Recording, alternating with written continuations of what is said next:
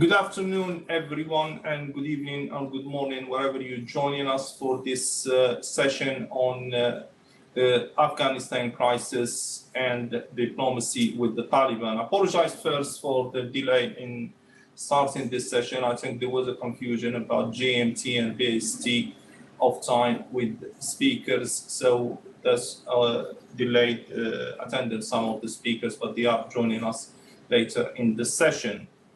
So today we'll be discussing Afghanistan, the crisis of Afghanistan, 2 decades after the US-led coalition ousted the Taliban from the rule in Afghanistan.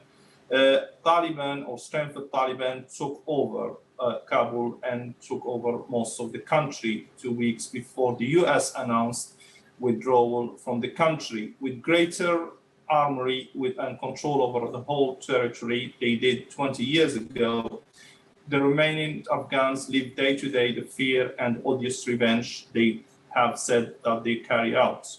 The fall of Afghanistan internationally recognized government and the internal disputes over the past 20 years has residues of outstanding issues that neighboring countries, international organizations, global powers need a governing power within the territory to the territory of Afghanistan to address these issues with. Its neighbors either unrolled themselves for their own interests or recoiled from any involvement, whilst the country faces the future of a complete overthrow by an extremist group who has an established history and reputation of abhorrent views and atrocities, or sinks into the prolonged civil war that will require regional actors to step in. The US say it will remain intimately engaged in diplomacy on Afghanistan on topics from counterterrorism, humanitarian aid to women's rights, all without having a single diplomat posted there. The UK has begun its diplomatic journey with talks with Taliban representatives in Doha, in Qatar, whilst the uncomfortable reality is that diplomacy with Taliban will be an inevitable reality for regional players for the purpose of trade, humanitarian security, and evacuation, and others. At this moment, it's still not clear how much of Afghanistan is actually controlled by Taliban and whether Taliban will maintain the bureaucracy of the previous governments or will it recreate a new bureaucracy to govern the country. The sequence of events in Afghanistan has proved that the war has failed and there is a need for diplomacy to maintain the minimum of the progress made during the last 2 decades. So the question we'll be discussing today related in the possibility of diplomacy with Taliban and how to do diplomacy with Taliban and how to achieve results in the current situation. The question will be how diplomatic engagement look like with Taliban. What are geopolitical shifts in the region after Taliban took control of Afghanistan? Who has the leverage over the Taliban? And should countries leave their embassies in Afghanistan? Yesterday, I think there was the Norway embassy was taken over by Taliban. So other countries will keep their embassies in the country. And what channel of communications and how we can mediate? There is Qatar now mediating, but who else can mediate? Who has leverage over Taliban? And can Taliban engage in diplomatic agreements? Can countries engage with diplomatic agreements with Taliban? How to strike a balance between protecting interests and not legitimizing the Taliban regime? Can Taliban become a security partner in fighting the common enemies or common threats to Taliban and the international community to other terrorist organizations like ISIS? So we have a panel of distinguished speakers. We will start, we have now Dr. James Dorsey also with us today and Walid Rahman, who will be with us today, and also will be joined by Hans Schindler and Jonathan Paris. So we will start with the 2 speakers we have now, and we start first with Walid Rahman. Walid Rahman was in Afghanistan. He worked for the last president of Afghanistan, President Ghani, and he was the director of cooperation and partnership at the president's office. So maybe the first question to come: what's happened? How this all in a sudden, in a couple of weeks, Afghanistan, the government fell, and Taliban took over that quickly. And how this to engage from Afghanistan, the former government's perspective on the international community, how to engage or how to communicate on male diplomacy with Taliban. Walid, it's a pleasure to see you again, and thank you very much for joining us. So the floor is yours for this opening statement. Hello, good afternoon and good evening, because in Australia we have like, I think it's now getting 12 a.m. here. So it is a great honor to join you guys. It is an important topic, and thank you so much, Yunus, for putting this online event together. So I'm going to start by introducing briefly myself. First, I'm not affiliated with any political parties. Many of your audiences might be knowing in Afghanistan political parties, and of the 1975s, these political parties have been part of the problem in Afghanistan. So I'm Australian and came to Australia a long time ago and did my education here. I was particularly studying governance and international affairs, global security. So in 2017, I went back to Afghanistan. In Afghanistan, I started with a junior position there, and then literally have a talk with people. And after interviews, I was offered the position to work at the administrative office of the president of Afghanistan. What I can tell you from someone who were educated, studied in Australia and went back to Afghanistan just to make a difference, just to do something to change for the better for people like Afghans who got stuck and they cannot go out study, and we were coming with the new perspectives, with knowledge, and we wanted to contribute. It was not alone with the friends from different parts of the world. We went to Afghanistan.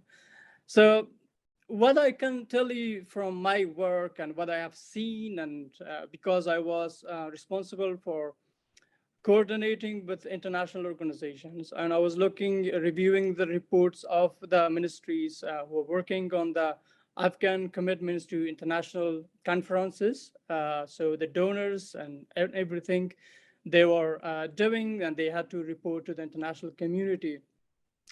My second big part of the job was traveling to provinces, because I was with my team, with other people within the department. We were going to do work on transits with roads and transits, and also engaging with the countries in the region. I'm talking about Central Asians, and also with India and the Gulf states. Everything looked quite amazing, I have to tell you, when I went to Afghanistan, when I traveled to provinces, when I talked to people in the women and young girls going to school, and people who are like very inspired. I'm sorry, inspired to do something for Afghanistan. And I was seeing that the idea of democracy, good governance, and human rights, and everything was, despite many challenges, despite all the issues were there, and many people rightly criticized the rule of the government was not doing enough. But I was seeing the changes that came after the international community involved in Afghanistan. What happened, basically, I think the Afghan government could win in two battlefields, not one. One was the civilian government, and the other one was the military. So in terms of the Afghan military, I'm not talking about the top leadership, I'm talking about the lower ranking, the soldiers. They were fighting in the last 20 years. Yes, they were supported by the international community with Americans. They were supplied and logistics and everything, but they were also fighting in the last 20 years. And I talked to them, and I went and had communication with many of them. I was seeing what they want. They wanted to have like a prosperous, peaceful Afghanistan, a country that is connected with the region, with the world, with the neighbors, and also have a country that is all Afghans living together, not migrating, not being refugees anymore, and refugees and migration being like associated greatly with our recent history. Um, the issues with the civilian government, I think many of you guys already heard about the corruption and lack of institutional functioning, and competent people working in the government. And these were like, I think rightly people were criticizing the government, and these were like the main issues, and the corruption has been the big challenge for the government. But then the issues were not within Afghanistan. It was beyond. It was in the neighboring, in the region.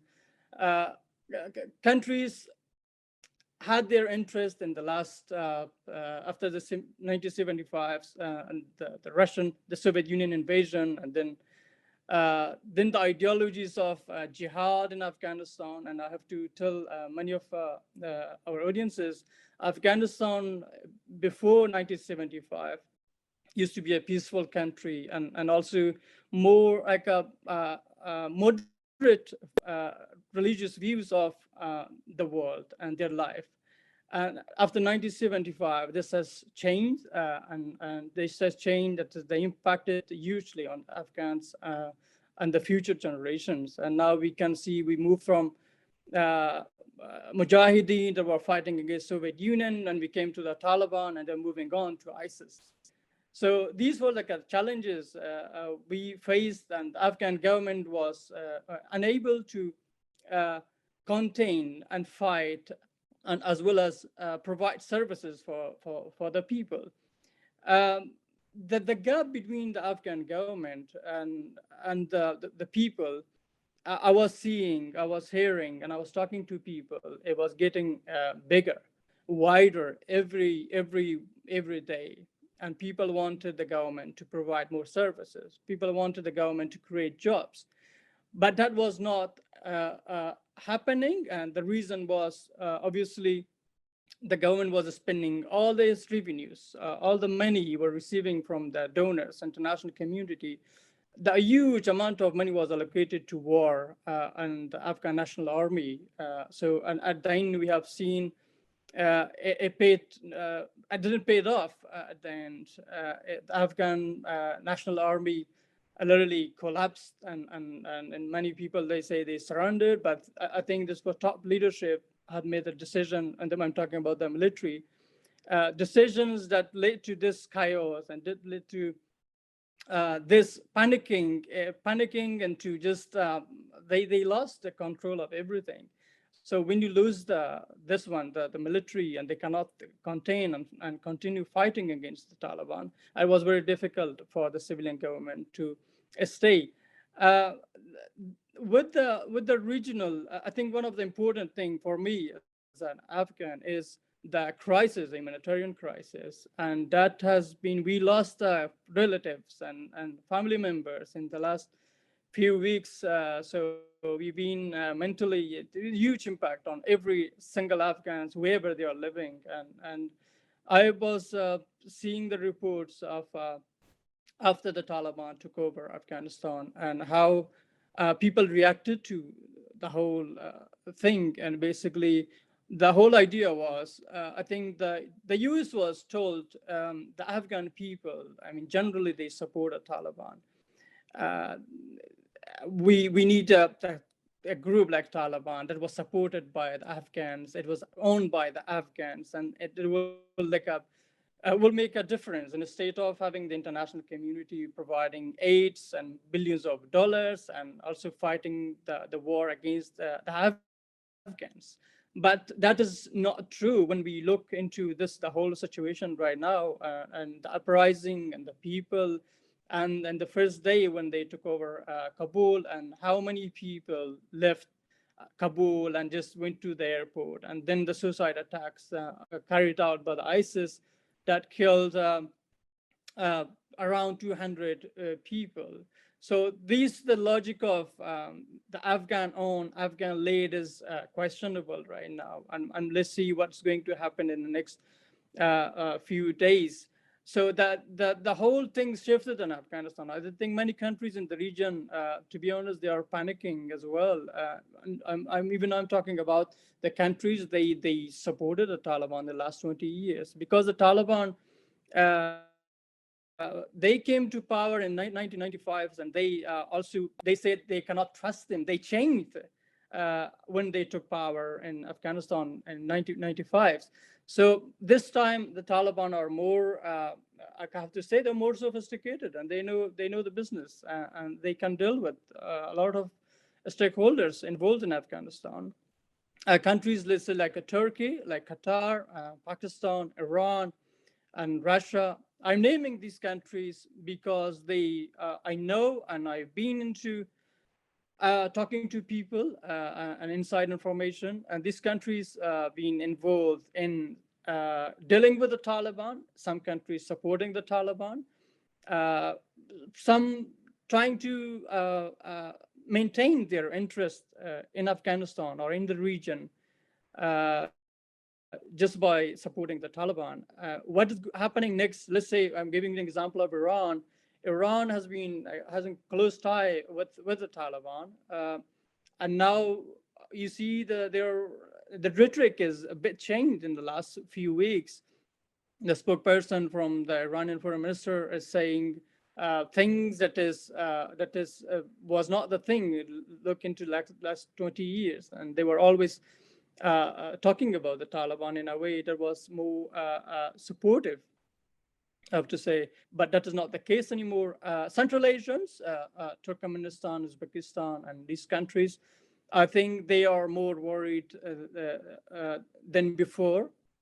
That reason, including Russia, is worried too much, and because of the ISIS and the spread of ISIS to Central Asia. But with Pakistan, the same thing. I think we will discuss more about the role of Pakistan and Afghanistan. So the Turkey and Qatar, they are more having a diplomatic relation with the Taliban, keeping their embassies open in Kabul, and also trying to, including China, that Chinese embassies have been open in Kabul, and they also said yesterday they announced they will provide $30 million to the Taliban. So you see there is involvement of the Chinese in Afghanistan now is more direct, more open, visible involvement than it was before.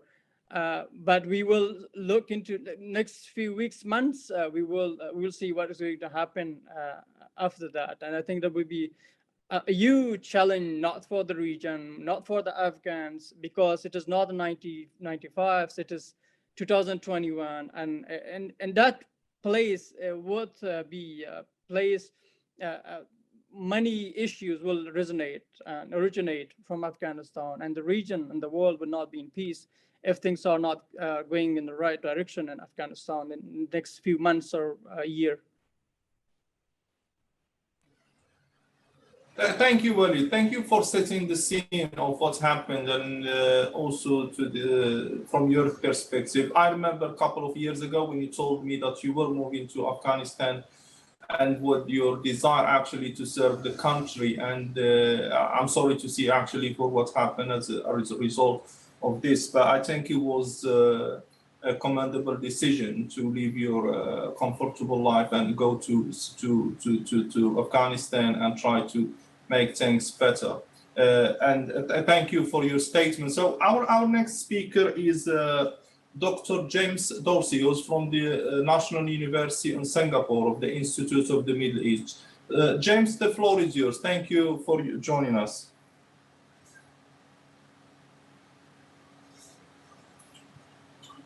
James, you are on mute. Thank you, Eunice. It's a pleasure to be with you, and thank you for the invitation. Let me address the basic question that you posed at the opening of this webinar, whether or not it's worthwhile to try and have diplomatic engagement with the Taliban. And what I'd like to do is look at the last 2 or 3 weeks. And the first thing that I would say is, first of all, what's the alternative? If we didn't know it already, we found out in the last 20 years that there is no military alternative. If you look at Iran, sanctions are not necessarily an alternative. So whatever one thinks of the Taliban, the question really is, does one have an alternative? Not that that automatically means that talking is going to lead to anything. I think if we look at the last few weeks since the Taliban entered Kabul, the jury is out. But the indications that you see are, one, contradictory. And if I were to draw a very preliminary conclusion, I would say that I'm not very optimistic. What we do see, I mean, everybody talks about Taliban 2.0. To me, until now, Taliban 2.0 has meant that they understand to a far greater degree, or some of them understand to a far greater degree, communications. But it seems to me that at times we're having a dialogue of the deaf, in that what the definitions and meanings the Taliban give to certain words, and the definitions and means that non-Taliban Afghans and non-Afghans give to those words are two different things. Look at the word inclusion. The Taliban, even though they admit that the cabinet that they have formed is not an inclusive cabinet, they still insist that they are being inclusive. I don't think that anybody outside of the Taliban would buy that argument. It's also not very clear. I think it's clear that they control the country. What is not clear is whether they control the Taliban. So in other words, whether those who are in Kabul actually control what is going on in other parts of the country. I also think that one's got to be very careful in terms of the support that they have. One's got to be very careful in differentiating what happens in Kabul, potentially in other major urban cities, and what happens in the more rural areas of Afghanistan. And that may very well be two different worlds. In terms of the contradictions, on the one hand, we've seen there are no women in the cabinet. We've seen segregation being introduced in universities, all kinds of various reports, including killings of Hazaras outside of Kabul. But we also saw the protection, not only in Kabul, but also in other parts of Afghanistan by the Taliban of Ashura celebrations of the Hazara Shiites recently. So I think that we have a very mixed bag. I think that part of what may determine whether there's going to be a dialogue with the Taliban, and that goes beyond Western nations, is really how the Taliban handle the fact that they have a fair number of foreign militant groups on Afghan territory, including foreign fighters. Now, I suspect that there may be a private sense that if you can get the Taliban to indeed control and police that there are no attacks launched beyond the borders of Afghanistan, that to many countries may be a more preferable solution than pressuring them to extradite or hand over. And what the Taliban at best may do then is let people quietly leave the country and you then no longer have that kind of insight into where they are, what they're doing, and so on. I think actually, in terms of this process, the Chinese are going to be the ones who take the lead. And the reason for that is the Chinese have globally pressured countries, some with greater success, Egypt, Thailand, Malaysia, to extradite Uyghurs, Turkic Muslims who are Chinese nationals, very often with no reason to suspect that they were members of an Uyghur group, such as the Turkestan Islamic Party, but nonetheless, because they were Uyghurs, because they were of a certain age group, their extradition was requested. There's no reason why China would not want the extradition of Uyghur fighters who came from Syria and played often a very important role in Syria, why they would make an exception and say to the Taliban, fine, you can keep them, just control them. It's hard to imagine that China would do that, particularly with a country on its own, on its border, that borders on Xinjiang.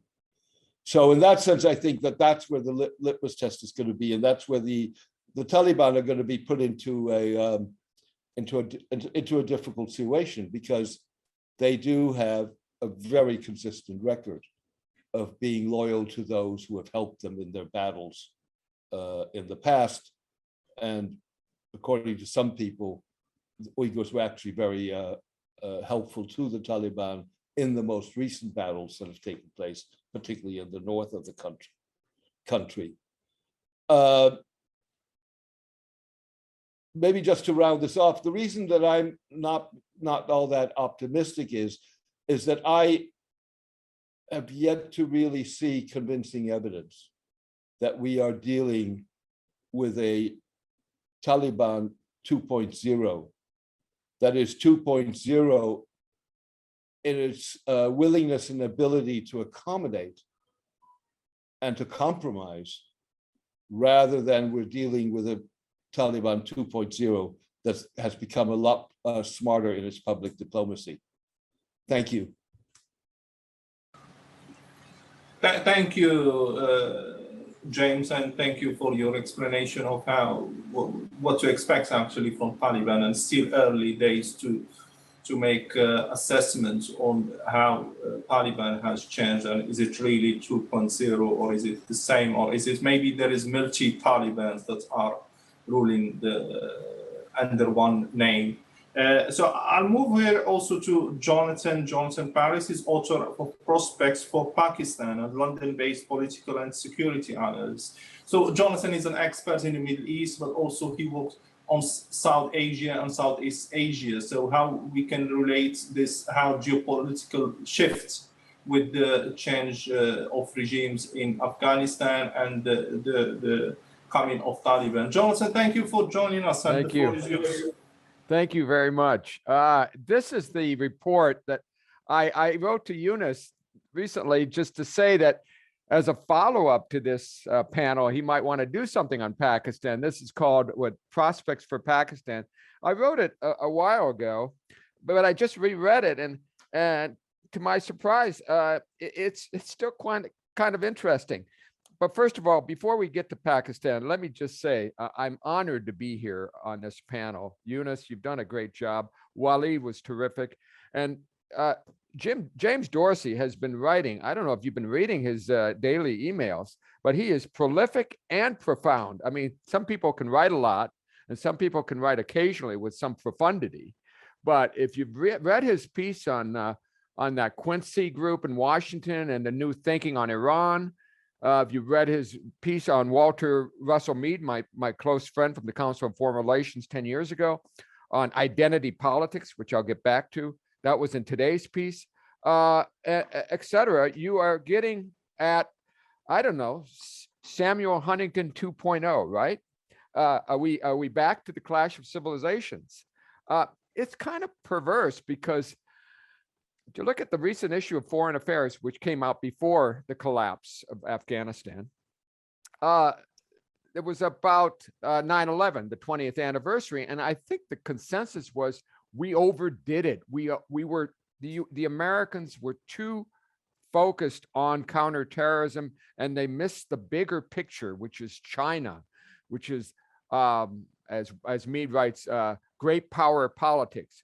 And you saw in the last few years, starting with Trump, the strategy papers of the defense and security community in Washington said we've got to shift our focus to great power politics and get away from these Taliban type wars that are just wasting chewing up our resources. Well, now we have this 180-degree turn. And the perverse thing about it is President Biden's desire to find an end point to these endless wars has ironically shifted the focus back to counterterrorism. I mean, what are we talking about? What are the two panelists just talking about? We're talking about militants inside Afghanistan. We're talking about Uyghur militants, ITAM, for instance, but we're also talking about ISIS and others. So in a way, we're back to where we were. And if anything, the Taliban have brought back the question of how the West is going to deal with their own security. Interesting issue. One other thing about this war is that it shows what we've been learning recently in places like Nagorno-Karabakh, in that recent war where we saw very inexpensive weaponry used by Turkish drones, for instance, used by the Azerbaijanis against the Armenians, were very effective. And cheap can be good. Cheap can be effective.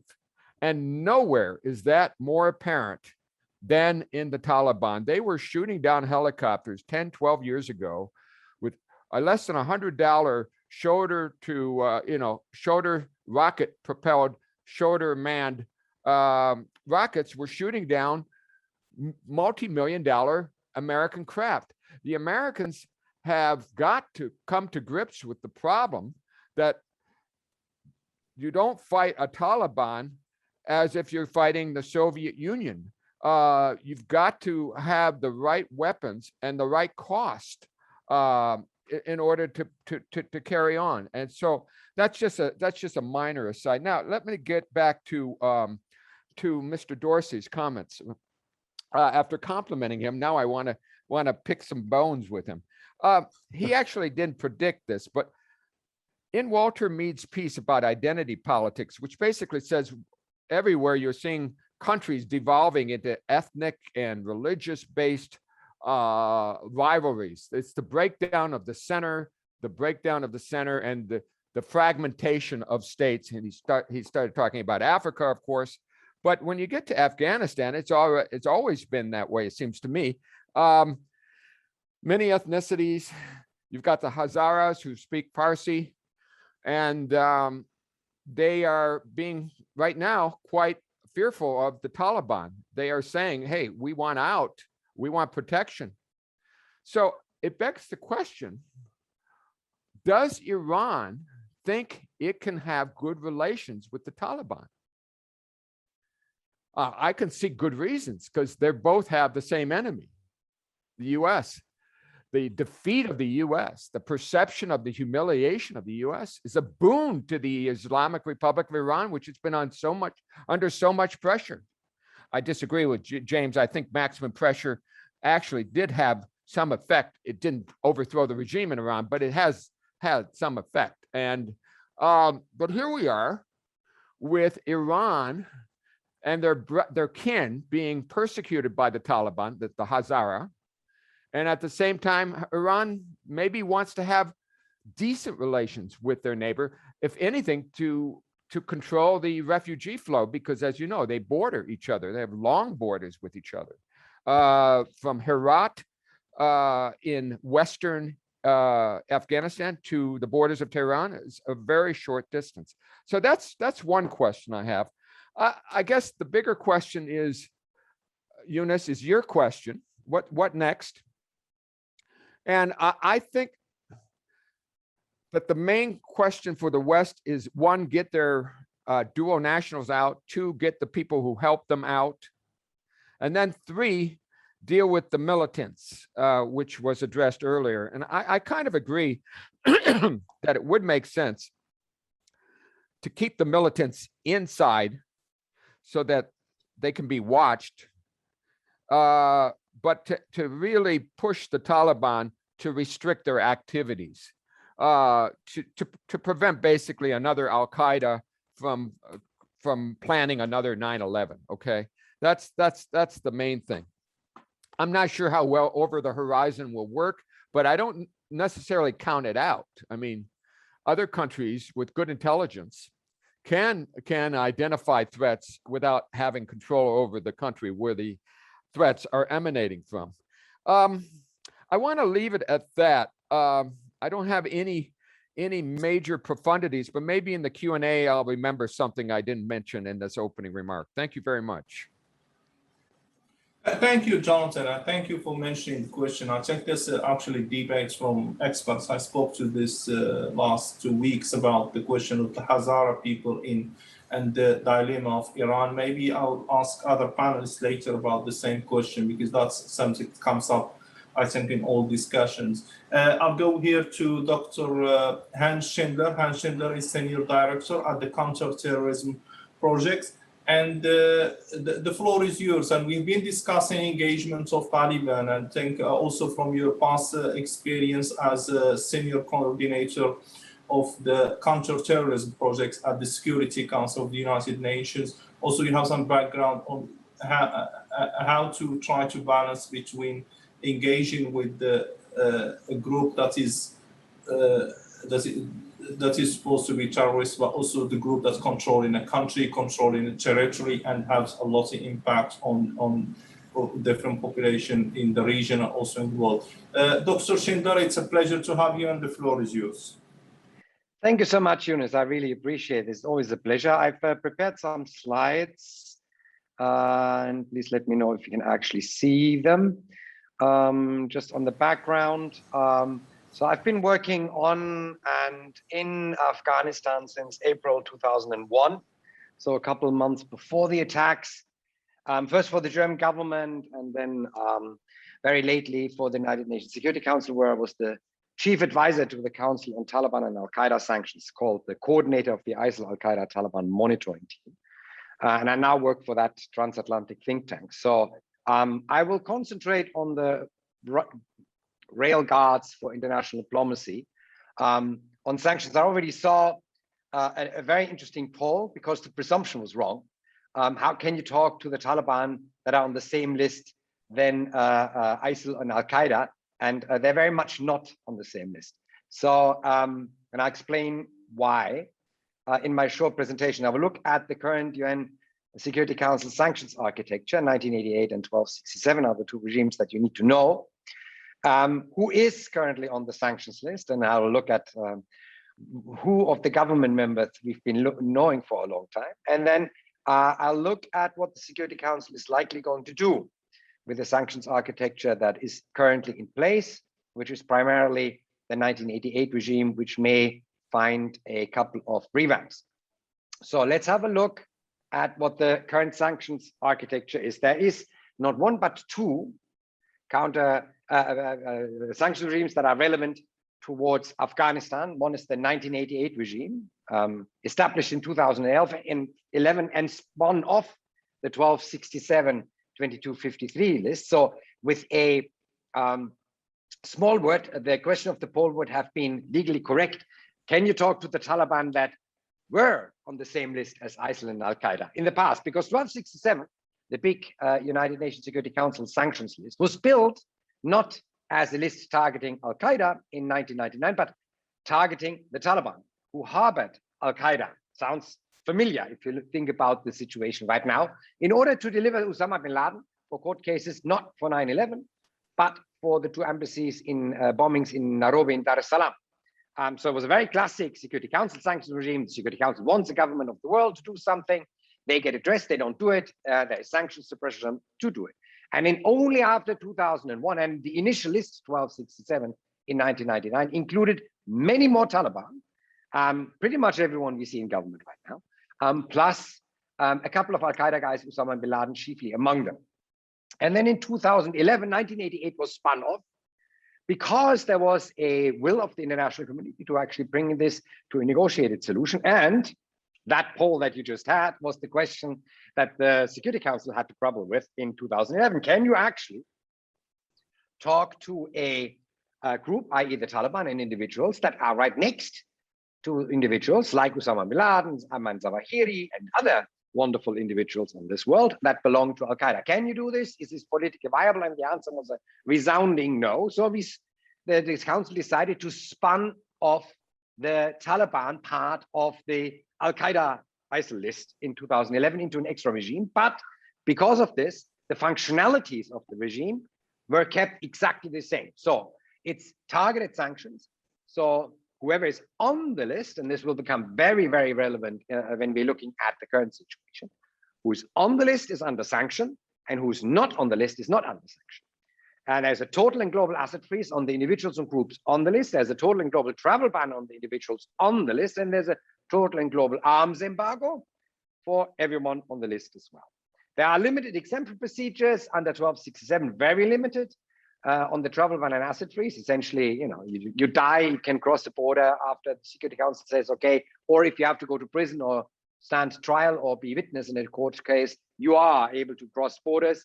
Under no other circle. And if you want to go Hajj and the government of Saudi Arabia agrees that it will keep you under control while you're there. That's the 3 exemptions that you have on the 1267 list. On the 1988 list, there were much bigger exemptions built in order to enable negotiations with the Taliban without breaking Security Council sanctions. There you can actually take individuals out of the sanctions for a maximum of 9 months and an unlimited amount of countries if you specify exactly what these individuals are going to do in this time and where they're going to travel and how much that costs. So there is, however, no sanctions exemption whatsoever for anything to do with weapons, including technical manuals, spare parts, chemicals that may become important because ammonium nitrate is an IED precursor as well as a fertilizer. That one, no one gets any exemptions ever.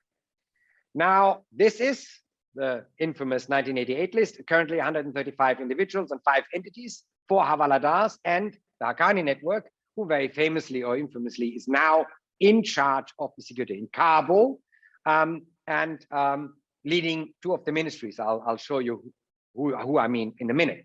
Importantly, and very differently to the US sanctions, who sanctioned the Taliban as an entity, the United Nations Security Council never did.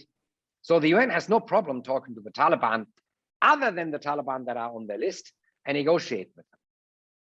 Now, who is on the sanction list? This is the new government. And I just wanted to go through, we know 33 names, 16 of those had been in the former government and therefore are also already on the 1988 Security Council sanctions list. Of course, the head of the government, the acting, the deputy head of the government, the foreign minister, the interior minister, who is also the leader of the Haqqani network, the part of the Taliban that keeps actually the relationship in an operational sense between the Taliban and Al-Qaeda. You have the Minister of Economy, the Minister of Hajj and Religious Affairs, the Minister of Border of Tribal Affairs, the Minister for Mines and Petroleum, the Minister for Water and Energy, the Minister for Civil Aviation, the Minister for Telecommunication, the Minister for Refugees, who's also part of the Haqqani network, that's why he's yellow, the Deputy Minister of Foreign Affairs, the Deputy Interior Minister for Narcotics, which is quite interesting because the Taliban are the biggest narcotics cartel on the globe, much, much bigger than anything Mexico could ever come up with. And of course, the Director of Intelligence of the new government. So essentially, half the government and everyone of significance is under United Nations Security Council sanctions already because they had similar, if not the same position under the last Taliban regime. So much, and I absolutely agree with Mr. Dorsey, what we are not seeing is Taliban 2.0. We're very much seeing Taliban 1.0 here because it's the same individuals in the same positions. And I would just advise to just simply listen to what the Taliban say. They said, we have not changed ideologically since last time. It was the first sentence in the press conference. That is simply a statement that you need to take seriously. And when they talk about inclusive governments, and the spokesperson has said this very clearly 2 days ago when it was announced, they mean exclusive to the Taliban. They do not mean exclusive to anyone else outside the Taliban, because the Taliban, of course, see themselves as a non-ethnic Afghan religious movement. And their inclusiveness means them, not anyone else. The same you can say about freedom of press under Sharia. You now know that demonstrations are no longer allowed for security reasons. Women should stay home for security reasons. If you do happen to disagree, you get beaten or shot at, because how can you disagree with what God's will is? I mean, and that is the essential ideology of what the Taliban are saying. So what can be done on the Security Council side with the 1988 regime? Who was done to bring it to a negotiating solution? And very famously, obviously, and tragically, what we have seen in Afghanistan is not a negotiated solution. It is the outcome of the negotiations that were going on, but it's not the outcome that we hoped for. So we could argue, or people in the Security Council could argue, it really didn't work. It was a very wonderful idea, right? But this is not a negotiated solution. So option one is pin it. Just strike off the Security Council sanctions list and just be done with it. Challenge is, of course, then if you do that, you have nothing on the Taliban, at least no instrument to somehow guide your negotiations with them and their behavior with you. So option two could be to restructure the 1988 regime. Why should we go through the bother and dust off a regime that is 10-year-old, that whose main purpose may not have been fulfilled? That's why. This was on the Taliban website until it went down a couple of days ago, last week. They always, they have about 300 different Al-Qaeda individuals and 120 Al-Qaeda groups, non-state actors on the 1267 list. None of them cares about Security Council sanctions.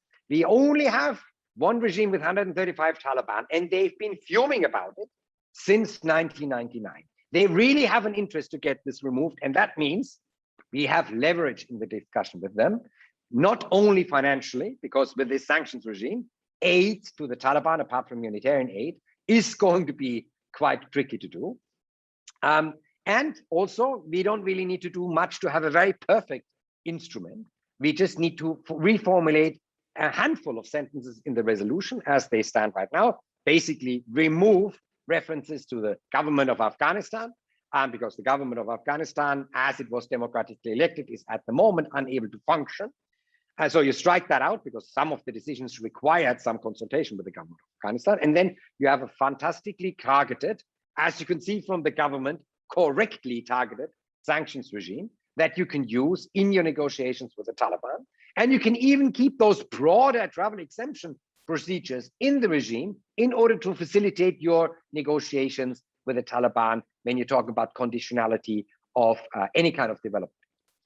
The challenge, of course, here at the moment is United Nations Security Council consensus. So far, I have not seen a great consensus on any direction emerging in the Security Council, and the abstention of Russia and China, in brackets, because there was not enough terrorism in the last Afghanistan resolution a week ago, is not boding very well. And it really shows that this really tough consensus that was within the Security Council until very recently on Afghanistan is slowly melting away. So the third option is, this is what I said, splitting off in 2001, you basically just made two lists with two different political aims attached to it.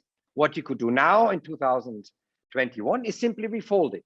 When the lists were split in 2011, the splitting procedure already reviewed a recombination of the list, which means you don't have to individually list all of the Taliban and entities that you have on the 88 list now again with the 1267 list. You simply recombine the two lists, make it into one long list, and then you have a couple of additional options. You can delist or take off the list those Taliban who are still on the 1988 list, who've not been the winner of this process and don't have any particular important role in this regime. And you can relist Anas Haqqani, or list Anas Haqqani, for example, the young leader of the Haqqani network, who has very close relationship with Al-Qaeda, because he's not yet on the list. Or you could list Idris Muhammad Idris, the head of the Taliban Economic Council, i.e., if I want to say this in criminological terms, the consigliere of one of the largest drug conglomerates on this planet, who's now heading the Central Bank of Afghanistan. You could put him on the list. The challenge, however, if you do this recombination exercise, is of course that you have exactly the question again. You would have the question again that you had the poll about. How can you negotiate about exit of vulnerable Afghans, dual nationals, or the development of the delivery of development aid with an individual or an entity that is on the same list than Al-Qaeda and ISIL. All right, so that concludes my very short presentation on how this all works in the Security Council. I hope I was able to clarify a few things, and I'm very much looking forward to our discussion. Thanks. Thank you, Hans. Thank you. That was really insightful, actually, to put the sanction regime and how the different options to negotiate with Taliban based on the leverage of this sanction regime. So I'll go back.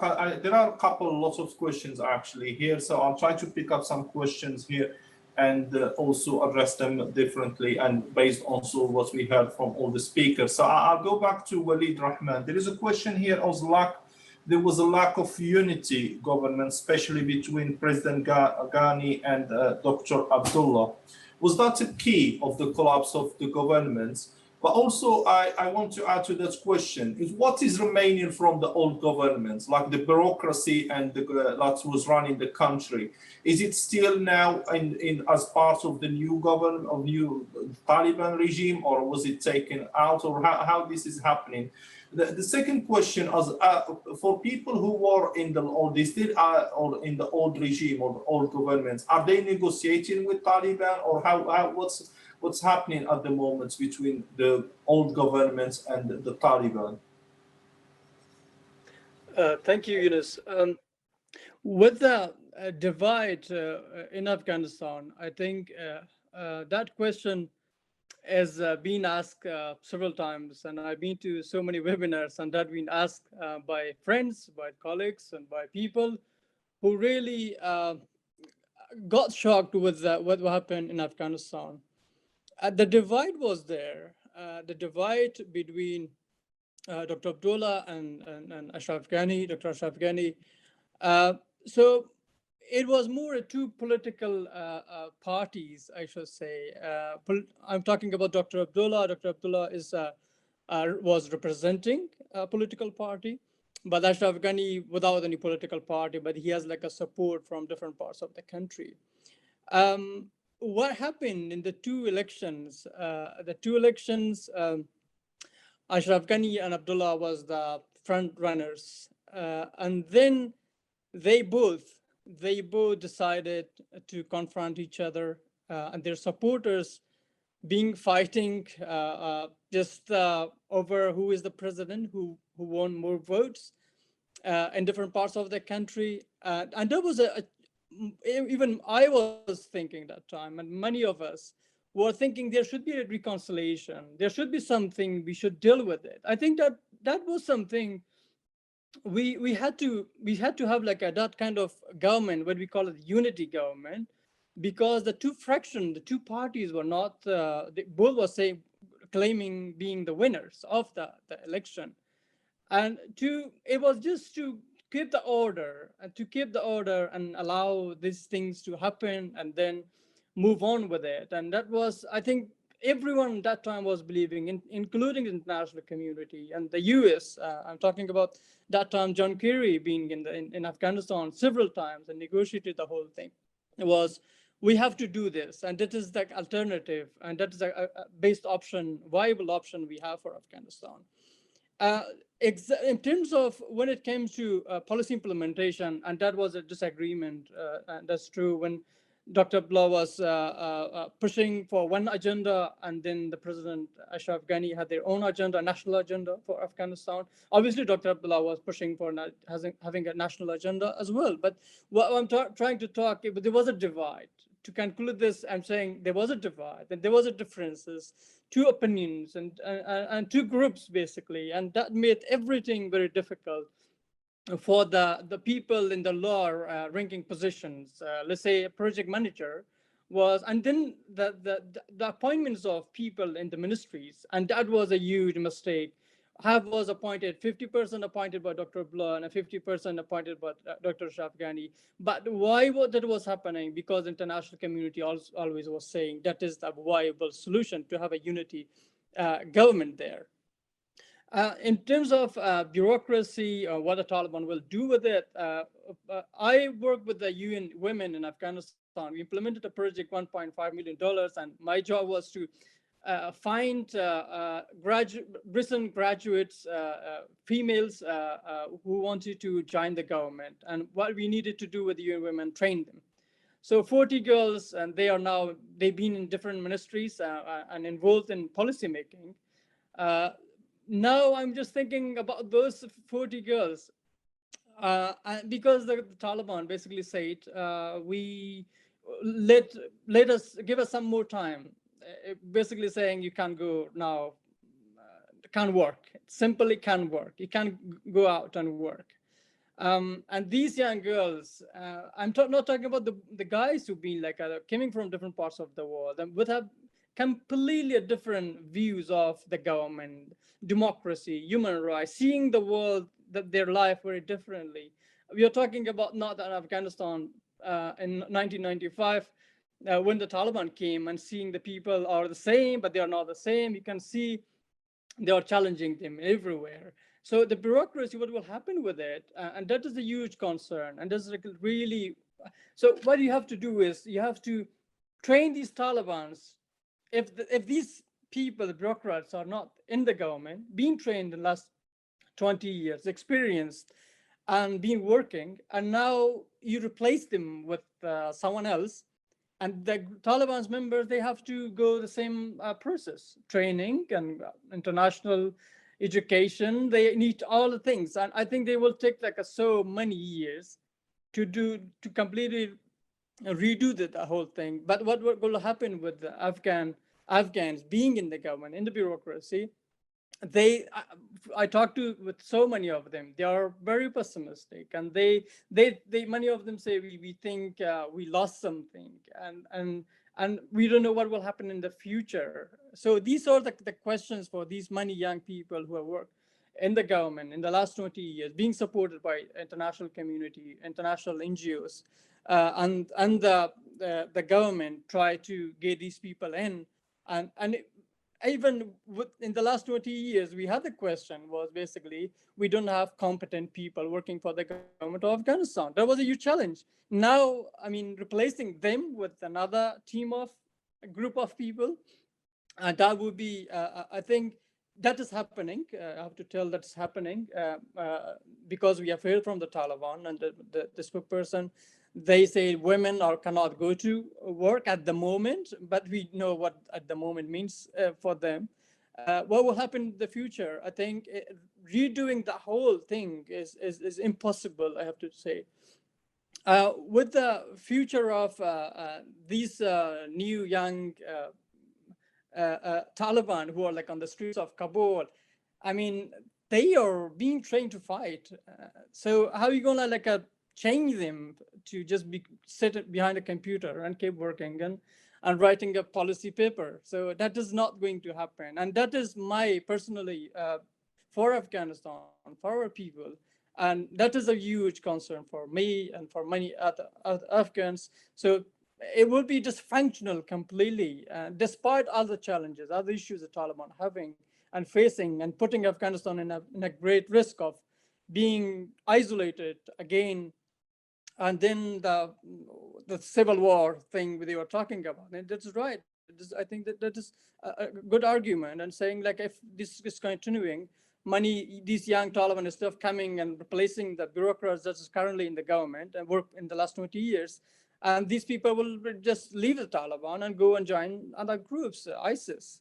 So I think that is the concern for me as well. But I don't know how that will unfold in the next few months. But I think the women, I can surely say the women would not have the chance. The women who inspired and work very hard and believe in another world. They were thinking they might be one day a minister. So and now those aims and those hopes are completely vanished suddenly. So if many of them are thinking, I talk to them, I say, we want to be a deputy minister, and that is not the case anymore. So what is the point of just going to work for the Taliban? So these are something I think we will find out in the next few weeks and months, and let's see how this is unfolding in Afghanistan. But for the women bureaucrats working in the bureaucracy of Afghanistan in the last 20 years, I can say they have no place because they already told, and they cannot, there's no women, a woman cannot be a minister. So that is done for them, and unfortunately.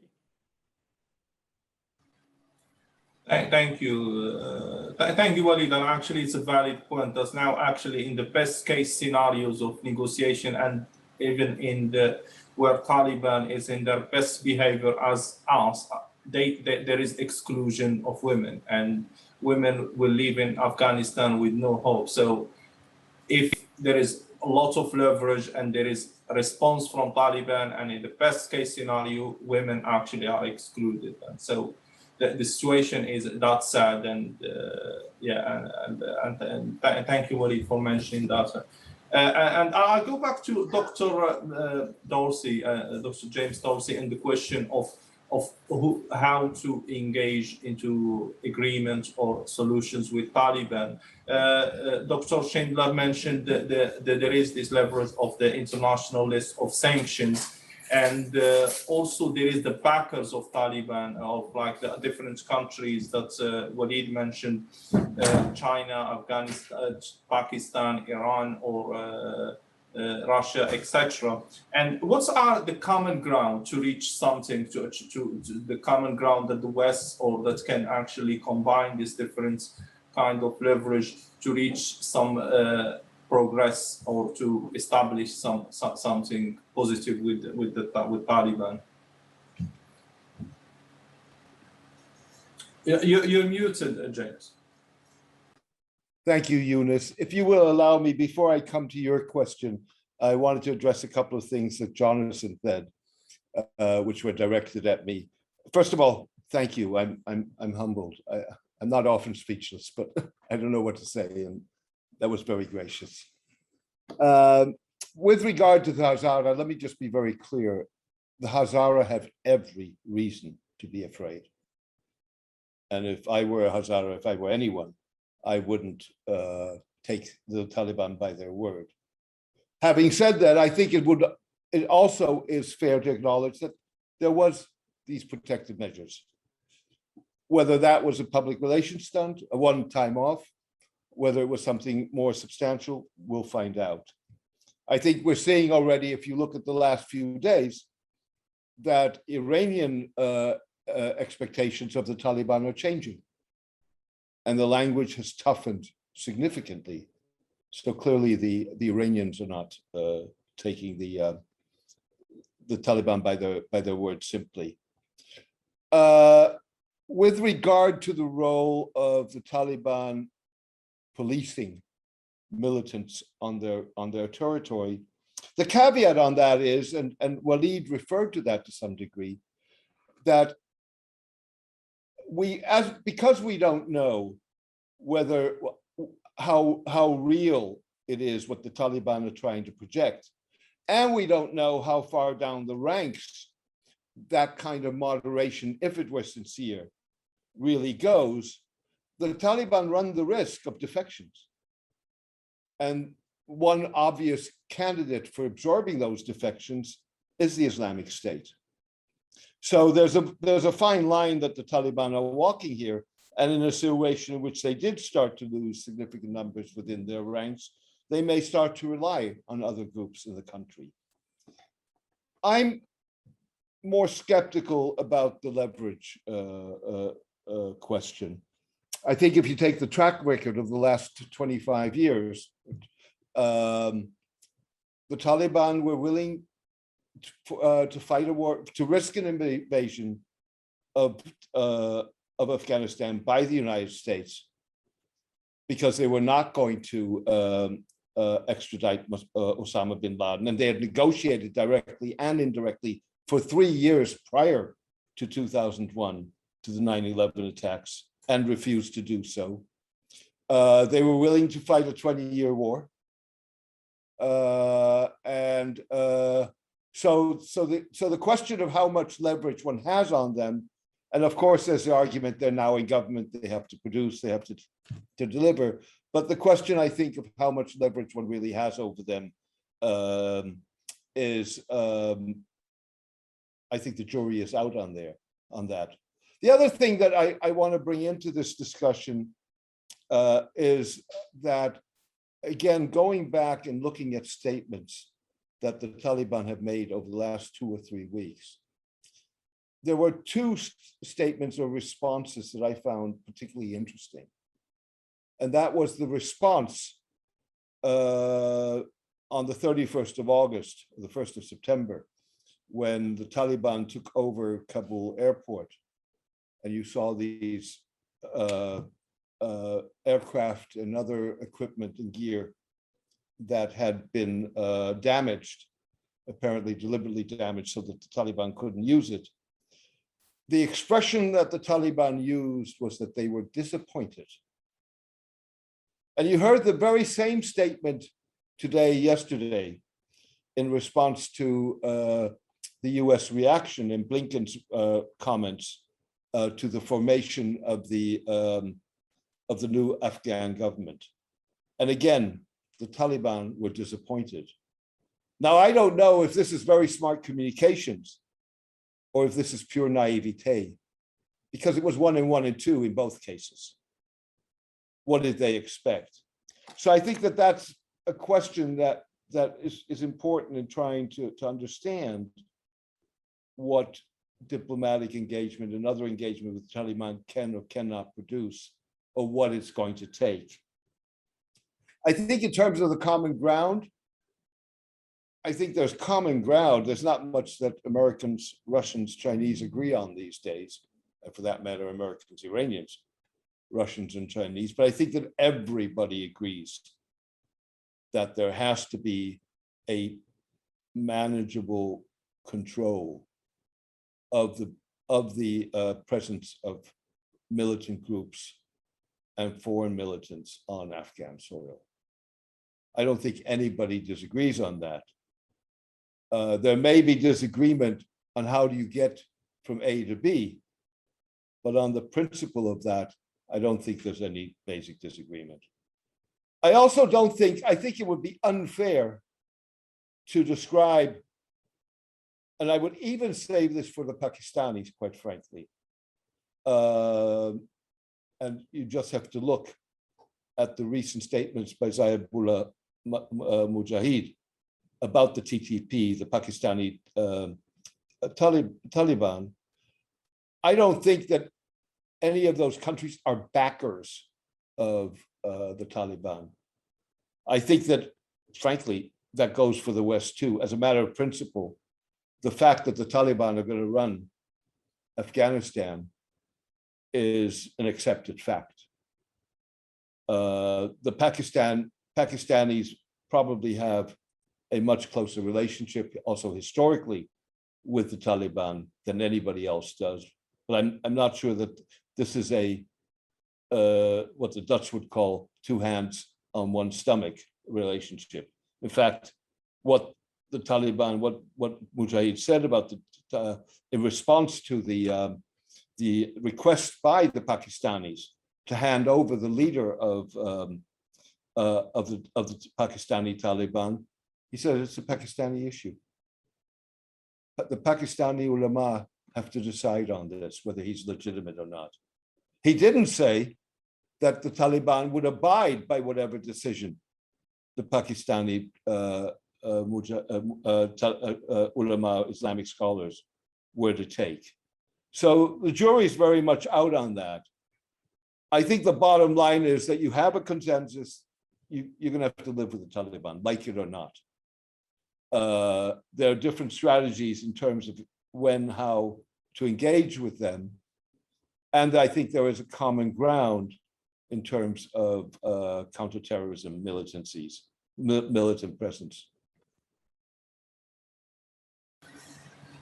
Thank you. I think I'll pick up from the same question on the common ground on militants or ISIS, or what's actually everyone agreed that is terrorism, but also even Taliban agreed that it's terrorism, which is the different kind of terrorism in their perspective. To Jonathan. So Jonathan, how do you think that practically that the West and the backers, or what I call the backers, countries that agree that are not or are happy with Taliban rule in Afghanistan, or at least they are not against, and some of the actually countries who are supporting Taliban, how they can logistically or practically come into agreements to how to fight the militants or ISIS, or also other terrorist group growing and thriving in the country and conducting more attacks around the world.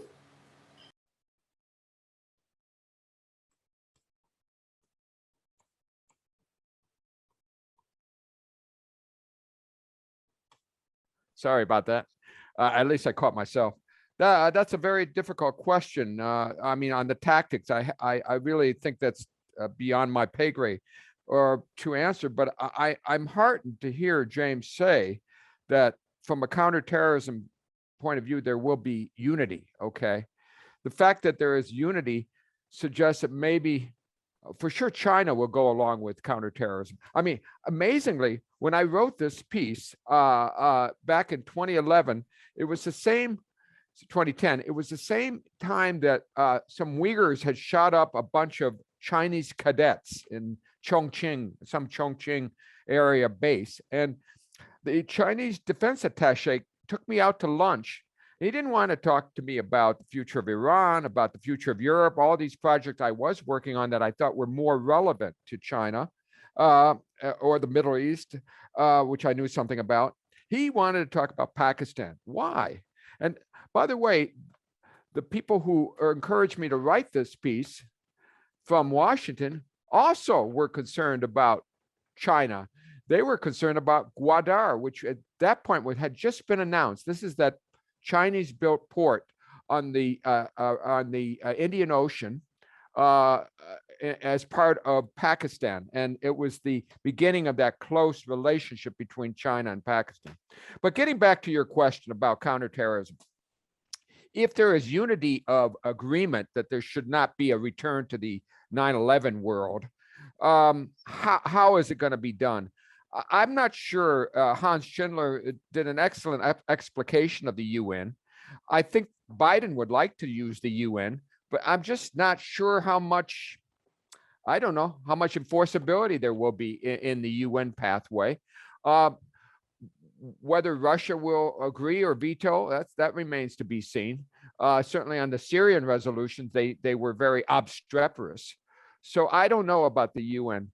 But let me just go back to some of the big picture items that lie behind this. You have to understand what are the regional players thinking. And when I look at where Pakistan has been, I think the reason Pakistan supported the Afghan Taliban is they wanted to keep the Americans over there occupied in Afghanistan so they wouldn't come in and bother them in Pakistan. One of the reasons why they were so afraid of an American surge, as you remember, Obama didn't pick a surge in Afghanistan. He did something in between really going after the Afghan Taliban and withdrawing, having NATO withdraw. He went something in between. I think they added 30,000 troops under his plan. Biden didn't agree with it, by the way. But the point I'm making is that Pakistan, and I think I dovetail with James Dorsey on this, Pakistan's main concern was keeping the Afghan Taliban out of Pakistan. They had their hands full with the TTP with the Pakistan Taliban, and the last thing they wanted was Afghan Taliban coming in their way, or the Americans pressuring them to really go after the Afghan Taliban who were hiding out in Quetta and in Karachi and in Baluchistan and in other places, and the Northwest Territories, of course, which is the invisible border, the Pashtun border. We have the Pashtun on both sides, Pakistan and Afghanistan, but of course the Afghan Taliban are on the Afghanistan side. That's another story in itself. So I guess the bottom line is, now that the Taliban have prevailed, what does it mean for Pakistan? I think it's a double-edged sword. Yes, they're excited and happy that they no longer have to worry about the Americans pressuring them because the Americans are gone. But no, it's a problem because it's a triangle. You've got the Pakistan army, you've got the Afghan Taliban, and you've got the Pakistan Taliban. So it's a three-way game now, and how it's going to play out remains to be seen. Thank you, Jonathan. And also, I'll go to the same question to Dr. Hans Schindler on, is there any possibility of consensus, of international consensus with different players on establishing some kind of rules of the game on how to deal with the Taliban, on how to achieve results, as there is a common ground on the militants and terrorism, but also there is actually with each maybe player there is some kind of with the common interest to have Taliban in a different way. Fantastic. Just a couple of quick points first. So because we were talking about, is sanction a tool or not? I just advise everyone to look at cash flows in and out of Afghanistan to see what impact sanctions can have at this point, right? So yes, of course, they can have a significant impact. You can essentially kill 1 million people if you like to. That's where we are teetering towards if cash flows don't restart, and restart very quickly.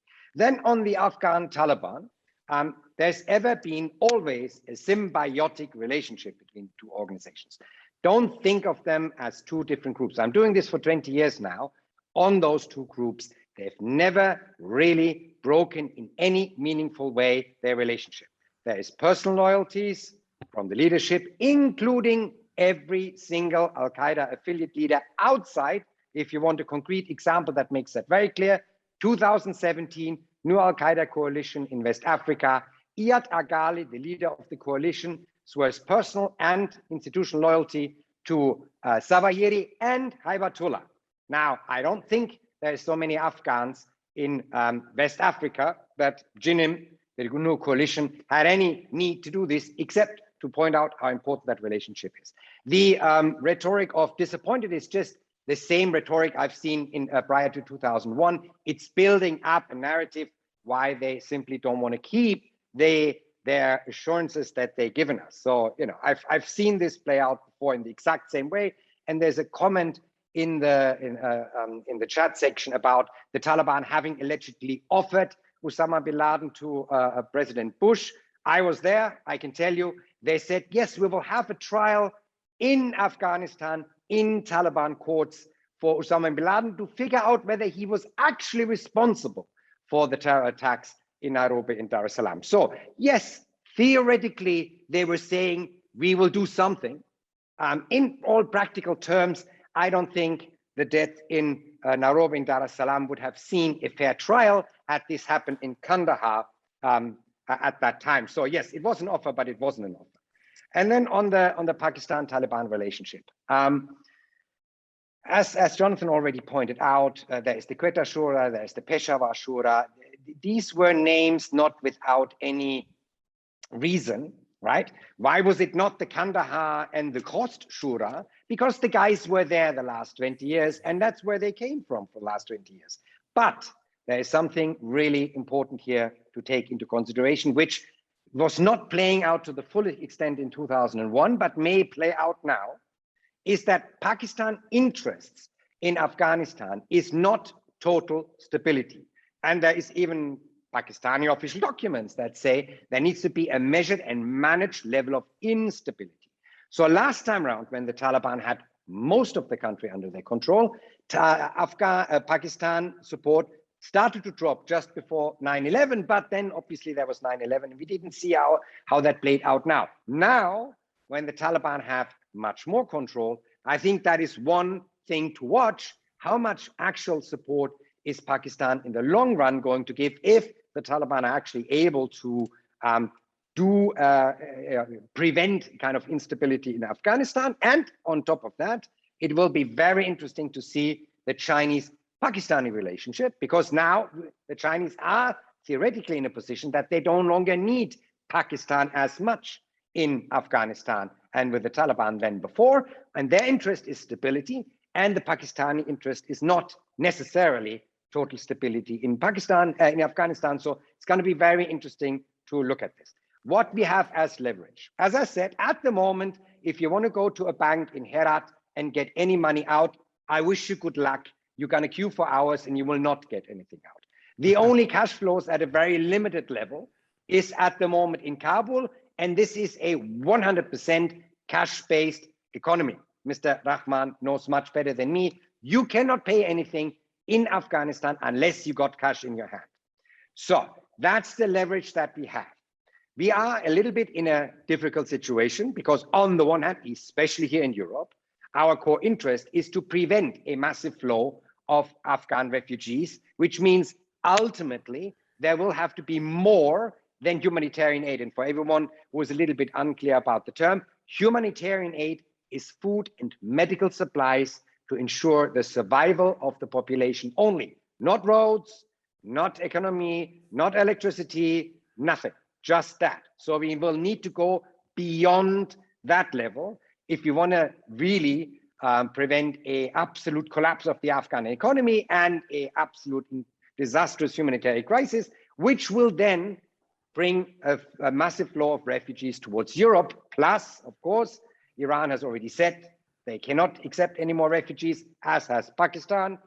The Turkish government said or advised the EU to very closely read the Turkish-EU agreement, where it doesn't say anything about Afghans, Iraqi, Syrians. Yes, Afghans are actually in the agreement as non-protected individuals, which means the Turkish government can simply now legally ship them off to Greece. So that's what is coming, at least in the next couple of months, if we are not very, very careful. There are definitely going to be refugees. The question is hundreds of thousands or less than that. And for that, we need to find some way to make sure that life becomes at least survivable in Afghanistan, which currently it isn't.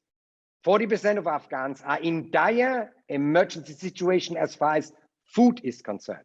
Not living conditions or economic possibilities. Feeding yourself and heating your house in the winter is a challenge for nearly half the population at this point. So we got only bad options, but we also have clear indications that there is a potential for internal unrest.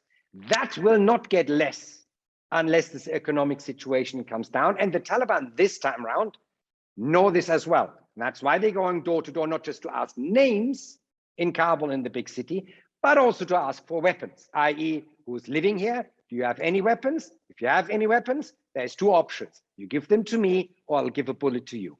That's how this door-to-door search actually happens, which is, in my mind, a clear indication that they are indeed worried about internal unrest. Yes, Mr. Ghani has left, Mr. Dostum has left, Mr. Atta has left, Ismail Khan has left. Their militias haven't, and they still got a lot of weapons in the country, as well as a highly trained special forces and military guys who over the last 20 years also learned how to use this. So the potential for armed internal resistance, at least now in this initial phase, is large. And that's why now we can have the biggest conditionality. If we wait 6 to 12 months and the Taliban are making progress as they did in 1997 with disarming everyone in the country, the only phase of Afghanistan where not every single Afghan had a Kalashnikov, then our conditionality is going down, because ultimately the Taliban, at least as far as I know them for the last 20 years, are not particularly interested in economic development. Otherwise, they had some districts and valleys in the south of Afghanistan under their control pretty much the entire time. And all they took care of was police, security, intelligence, and justice. But if there was supposed to be a street being built, if there was supposed to be a hospital repaired, the government in Kabul was absolutely welcome to do that in that very same district in which the government in Kabul was not supposed to be governed. So they had 20 years to prove in those districts that they're actually interested to govern rather than rule, and they didn't.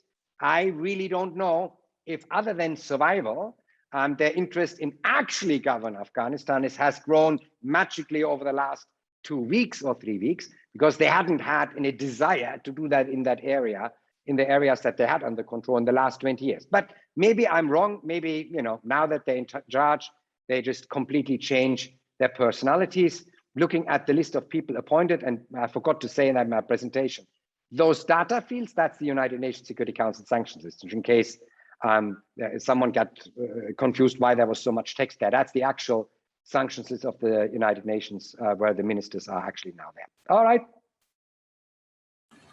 Thank you, Hans, and thank you for explaining further your presentation, but also touching on what has been presented. I'll come maybe the last round of questions, because we're already over time, and about the future. And I'll go to Walid first. And the future, what aspiration of the Afghan people? I think they've been, as you said, the case of women, they are in the worst case scenario, and it just looks that it will get worse. And I'm trying to check to explore this option of dividing the country, and like with as one of the potential option of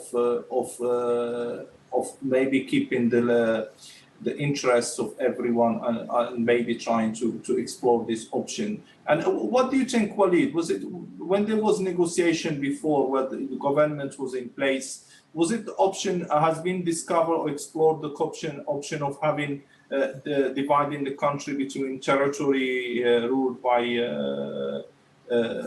Taliban and territory ruled by the government? And if not, what do you think about this option now, as in the future, and is it a possibility? Thank you, Yunus. And I'm so happy the panelists bringing up they're discussing other important topics, but the humanitarian crisis in Afghanistan. And that is the huge concern for me and for all of us, because we lost people. We don't want to lose anymore.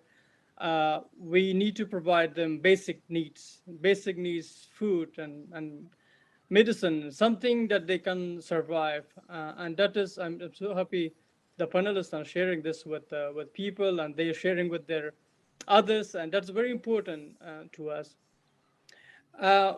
What the divide, personally, I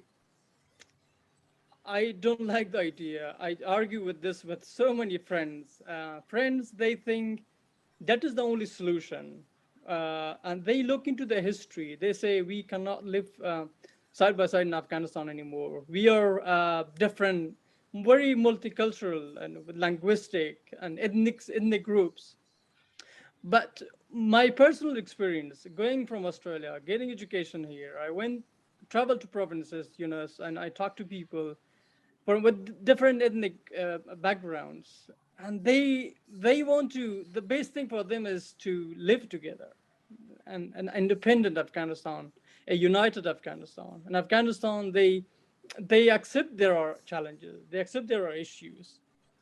With the Taliban thing, there was discussion, yes, a few years back, and the talk was basically the Taliban can took over half of the country, or the part of the country that is they controlled already, and the rest should be controlled by the government or by the other people. I don't know who are the other people. Basically, was because not making sense even at the beginning when we talked about it. But the federation idea of the federation is not applicable to the context of Afghanistan. So you have Hazara in all the provinces of Afghanistan. And basically, you have at least in 10, 12 provinces, the Hazara communities are living there. They're not living there just in the last few years or 10 years or 20 years. We've been living there for hundreds of years and in different parts of the country, as well as the other Tajik, Uzbeks, and Hazar and Pashtuns. It is you cannot divide. You cannot divide based on what basically. And that is the question. And I'm arguing with some friends there from the UK. They came to Australia. We talked about this, and we say this is not the solution. And we should just this is not working. With the Taliban, I mean, one thing the Taliban is like having the support basically is they said we are against those who are trying to divide the country, and that received very well. I have to tell you, in Afghanistan. There are many people. I mean, I'm not supporting or doing anything with the Taliban, but when it comes to the Afghan sovereignty, a united country, and I see the challenges, issues, but I don't want to see the country be divided. And that is, the Taliban used this, and they received a lot of supports. So that was one of the thing, and the national thing, they played very well. And they said, we are against those factions and the groups. They are talking about being independent, having their own state, running their own government. Look, we are not. And we want to control the whole country. And the war on Panjshir in the last week, being based on this one and saying, look, we want to control the whole Afghanistan. It is not one person and one group going to have their own place and they run their own government. That is not the way we deal in Afghanistan. It might be in the Afghan government, the previous government did this, but we are not allowing this going to happen. And that was received very well by the people. We know this is not the agenda of the Taliban and they want something else, but this was used as a tool. The other thing I want to add a few more things I think that is important for people join here. The Taliban, they use tools that was, I mean, you've been amazed how they used it. Basically, with the region after 9/11, and when the US intervened in Iraq, and the Taliban telling the region, the countries in the region, as well as the internationals, and saying, look, our agenda is national. We just want jihad for Afghanistan. We want an Islamic government in Afghanistan. This is not something that will replace other countries' systems, and we are not promoting this idea anywhere else. But that is not the case when you listen to them a week ago, and they did. One of the Taliban spokespersons said, talked about Kashmir, and he said, well, we are there and we will help. And he sounded like, yes, Kashmir issue is something goes beyond Afghanistan territory and politics. But that the Taliban coming to Afghanistan did motivate a lot of groups across the globe, and I have to tell you, and they're just saying you can defeat a hegemon with the AK-47. You can't defeat NATO with AK-47. It is just so simple. And that has motivated the groups across the globe. Al-Qaeda, and last couple of weeks ago when the Taliban took over Afghanistan, the Osama bin Laden close 8, he came back to Afghanistan, and he just came to Nangarhar province from Pakistan. So resurgence of these groups are there, and they are a threat to these Al-Qaeda and ISIS. And one more point about the ISIS, I think the panelists talked about these groups and how we will deal with them and who are they and what they will do in the future. ISIS is the only group in Afghanistan they can defeat the Taliban. So they did it in the last 3 years. They were fighting in Kunar province in Nangarhar. They were able to defeat the Taliban, and then the government of Afghanistan, alongside the Taliban, did fight against ISIS. So those who are very brutal with the Taliban, very brutal, and joined the Taliban to fight against US, against the international forces in Afghanistan, against the government of Afghanistan, how now they're just saying, well, the Taliban have negotiated with the Americans. So what is the point of being with this group anymore? As I said before, they've been trained to fight. They're not trained to be just do something else. So for them, for young and motivated, and they've been trained for many years, what they need to do, they have to join ISIS. And ISIS is the only group they can fight against the Taliban. And that is, I think, when the idea of civil war is coming up, that is one of the reasons, one of the main reasons when the Taliban just negotiated and took over. And they are in power, and some of the members of the team will move on and join ISIS. And ISIS will fight not for Afghanistan. It's very obvious. They will fight for the region, and there will be huge threat to Central Asians, and there will be threat to the region. On the Pakistan has been, I think, in the last 20 years, I mean, everyone's said, look, keep an eye on Pakistan and what's happening in Afghanistan. It would be something, and we will never be able to reverse that. And that has happened now. Pakistan, I'm not talking about the whole, but some of our friends, when they talk about Pakistan, they talk about the whole Pakistan. It is not, and we are talking about the specific group in Pakistan, the establishment, and they have been trying to challenge India and just fighting in Afghanistan, I can't say it, to bring the war of Kashmir between India and Pakistan to Afghanistan. So that's easy to fight, that's easy to control, it's easy to challenge India in the future, which is, I think, ridiculous strategy. And what I, as an Afghan, trying to say is the cost of human and killings, innocent people, in the last 20 years, hundreds of thousands of Afghans, men and women, lost their lives just for, I mean, countries and for, and then the United States, they came in 2001 and basically telling the young girls, let's say a girl was like 5 years old at that time, she was going to school. She was inspired, being supported, and she was told, you will be someone in the future. Today, she's the only person taking on the Taliban on the streets of Kabul, and they are shooting them. And it is just, when I see these things, and it's just unbelievable, and I just see, I'm just dreaming. It's just this, it is not real, but what happened in Afghanistan and what the region, what international community did in Afghanistan. And the strategic failure of the international community and not looking into things that was countries in the region, let's say, they could negotiate, they could talk, they could pressurize them. Now they're talking about sanctions the Taliban. Sanctioning the Taliban is just the Afghans. It's just individual Afghans and civilians. So they will be North Korea. So sanction on North Korea, what's there? Nothing.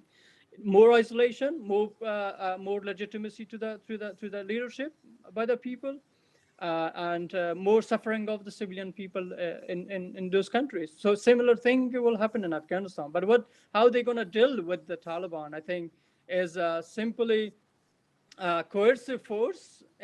It's not there anymore. No one, boots on the ground is not working anymore because they decided it's not working. And it's not working anymore there. So what they are thinking to do is, I think, let's say I'm giving the example of Australia. I think Australia yesterday they announced, if the Taliban are not allowing the Afghan female cricketers to play, they will cancel. They have a cricket test between Australia and Afghanistan, the national cricket team. They will cancel that one. I mean, it's okay. Australia as a country, they are more soft diplomacy and these things. But from the countries in Europe and the United States and the UN, we are expecting more. They can do more. The Taliban, I mean, they are not. You can't force them to. They can change their views of doing things in Afghanistan because they want to survive. They want to live. They want to run the government. They don't come there for 2 and 1 year and then leave. So if they're thinking to leave, they're thinking to lead the country, they need the international community. They need the aid. They need support. Thank you.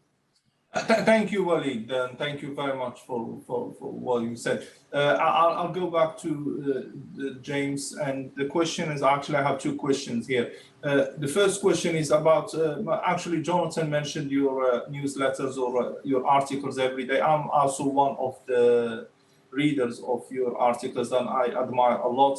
And I want to question, I think the last one that you mentioned either today or yesterday, on the legacy of Osama bin Laden that he didn't dream of, and how you relate that to Afghanistan.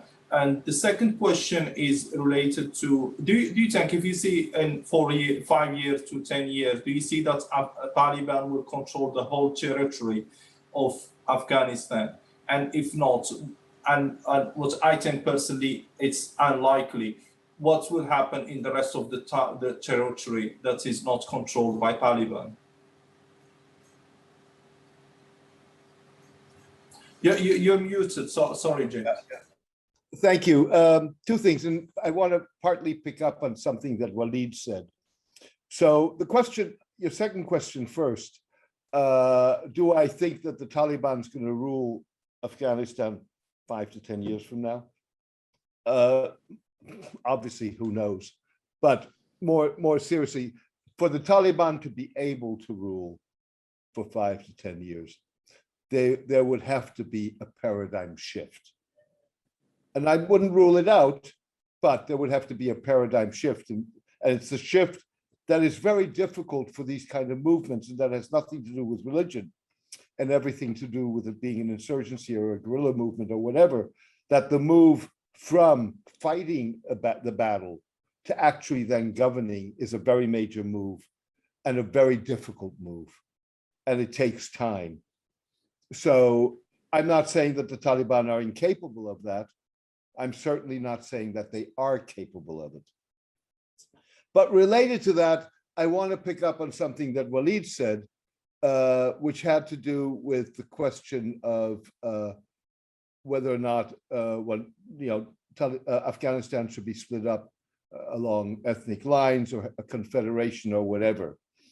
It raises two issues. One is an issue of principle that goes far beyond the discussion we're having today, which is whether secession should be a right. But more immediately, I think that, and you've already seen beginnings of discussions, a minority of intellectuals, analysts, whatever, but nonetheless, people referring to the possibility of Pashtunistan. With other words, a Pashtun entity that encompasses not only Afghanistan, but also parts of Afghanistan, which fundamentally would amount to rewriting the map of parts of South Asia. And we can argue whether that's good or bad, but nonetheless, I think that this is clearly a point where what happens in Afghanistan does not necessarily stay in Afghanistan. James, you meant Pakistan. You said that Pashtunistan would take part of Afghanistan and part of Pakistan, right? Yeah, absolutely. Right. Absolutely. Okay. Thanks for the correction. Yeah. So that's with regard to that. With regard to the impact that the Taliban victory in Afghanistan is going to have on, you put it in terms of bin Laden, but in terms of, I mean, what you're really saying is, does this boost militancy and jihadist groups? I think it does. Of course it does. Certainly militants of all kinds, and frankly, not just religious militants, any kind of militants, are going to take, are going to feel boosted by the fact that a insurgency or guerrilla group is capable of defeating a superpower. And I don't think that has anything, is not exclusively to Islamist jihadist groups, but it could also very well be for secular groups. I don't know that fundamentally, I mean, so for example, you have what we're seeing, and that's part of the differences, not exclusively, between various groups, are differences in strategy. Is this going to change Al-Qaeda's long-term strategy? I doubt it. Will it allow Al-Qaeda to accelerate its timeline? That really depends on how much leeway it gets within Afghanistan, which goes back to how, to what degree the international community, in the broadest sense of the word, rather than in the sense of the West, what influence they can exercise. So again, I think that, what we know for sure is that it boosts morale. We don't know what that means, what the Taliban victory means beyond that. Are we suddenly going to see more lone wolves in Europe? Not necessarily as a result of this. Maybe. I think your guess is as good as one, just to give one example.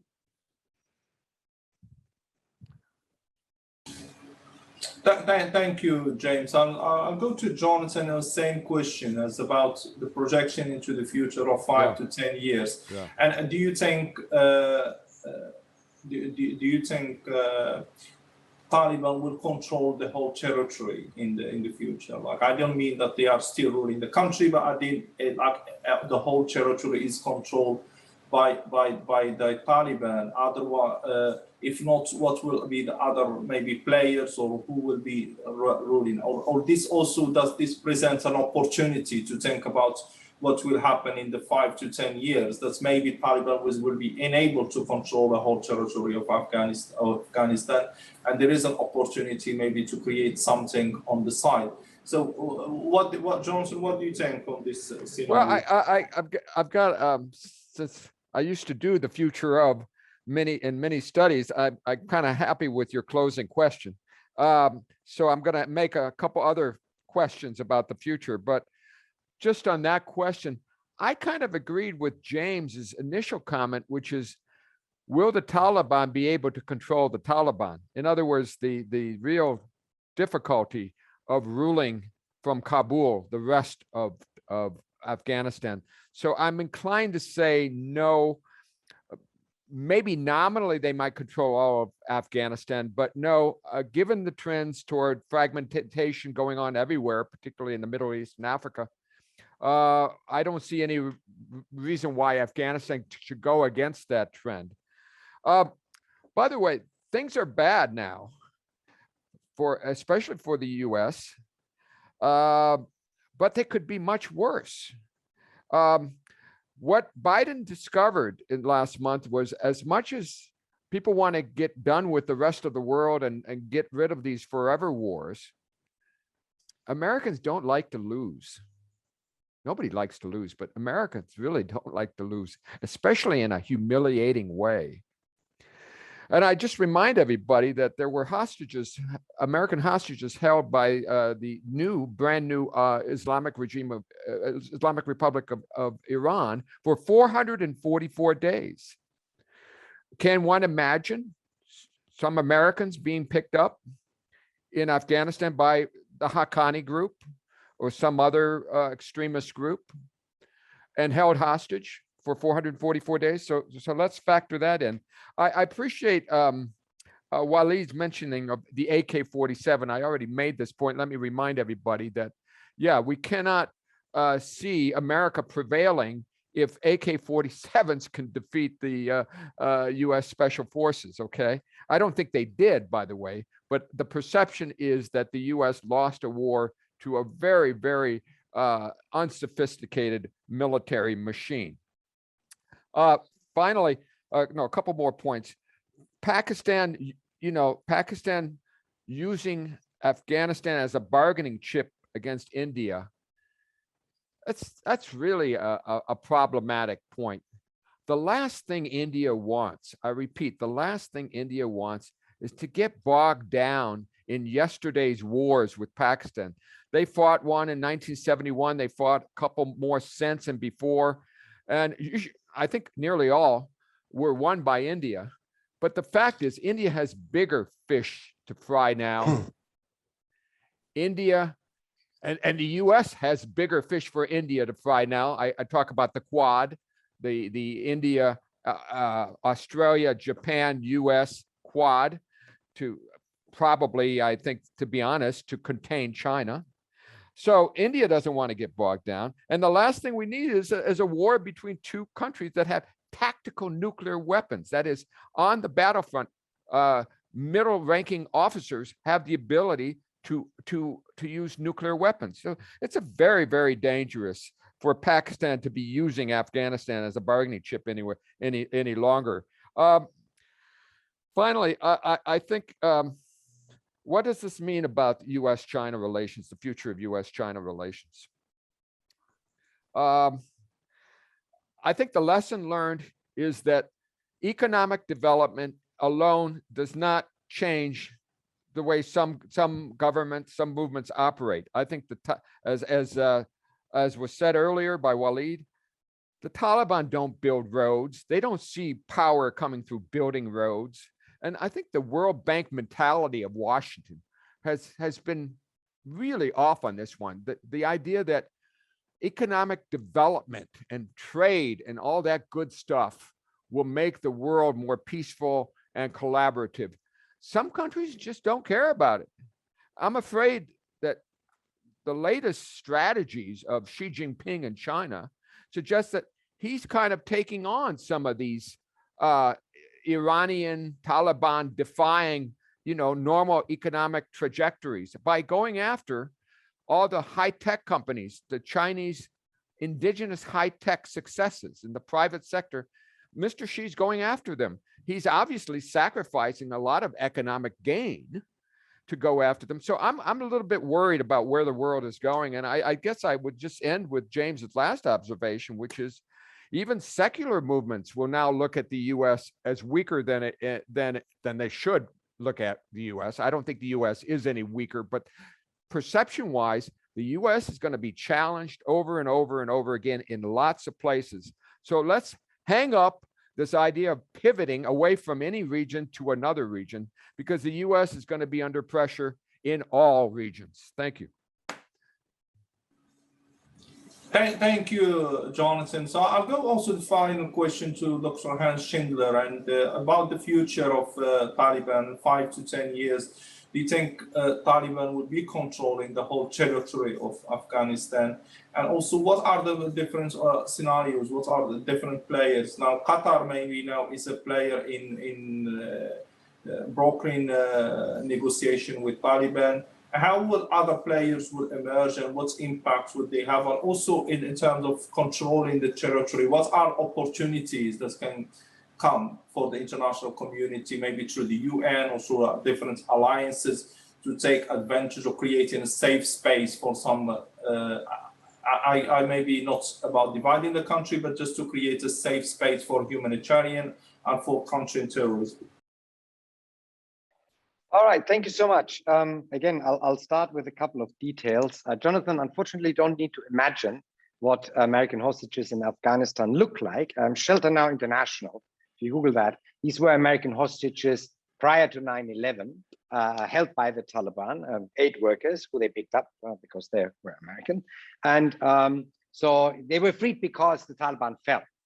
So they didn't really ramp up to 440 days. It was only from August till November. But there was absolutely no solution to the problem before the invasion started. So it may have been 440 days and more. Then on the question in the chat, why can the Taliban control WhatsApp when it's an American company? Because they control the infrastructure. Iran too controls social media without turning off the internet. Once you control the actual physical infrastructure and the satellite signals, you can slow down and speed up any particular data stream that you like. So, this can be done without turning off the internet. Now, 5 to 10 years from now, very frankly, without 9/11, the Taliban would be ruling Afghanistan the last 20 years. That was the reason. Before, no one really fundamentally, unfortunately, cared very much about Afghanistan, and that's why it allowed, this terror infrastructure was able to be built up. There were a couple of airstrikes on the camps when things got too bad, but no one in their right mind thought about going into Afghanistan. I thought in 2001, it was ludicrous to go into Afghanistan to kill Al-Qaeda. We could have done it without an invasion of Afghanistan, but that was the decision that we made at that time. So if the Taliban do not allow Afghanistan to generate something on the scale of 9/11 again, certainly their disturbance of the rule is not going to come from the West, not from the Americans, and I very much doubt that it will be from the Europeans. We just left in very bad circumstances, I don't see a sliver of hope that in a European Parliament, in the European Union, or in America, anyone could make an argument about going back at this point, unfortunately. So underneath the level of a massive terrorist attack, clearly linked to Afghanistan, I think we are looking forward to a over the horizon Yemen situation. Unfortunately, and that's the price I think we will have to really face with much less good intelligence, because I don't want to be a Western spy in Afghanistan right now. I just realized that when push comes to shove, I'm be left alone. And there ain't going to be enough money they're going to pay me in order for me to do very risky things like verifying targets that you need for drone strikes. So, you know, jury's still out how effective that's going to be. If the Taliban do not mass persecute Hazaras as they did prior to 2001, they do have already partially built up some support among the Tajik and the Uzbek communities, nowhere near inclusiveness, but good enough to keep those communities down. If they are able to disarm those militias, as they are doing right now, if they're successful with this, there is very little that stands in the way of them and ruling Afghanistan for the considerable future. They are in control of the territory of Afghanistan right now. I know we gotten used to comfort tales like the Taliban are tired to fight, or the Taliban are willing to negotiate, the Taliban are ready for power sharing agreements. That's the narratives of the last couple of years. Or now Taliban 2.0, Taliban Light, the national resistance fronts in Panjshir. It is nice and it makes you feel warm and fuzzy, but it's not good for strategy. The Panjshir Valley has fallen. There is nothing else. There is going to be some disturbance.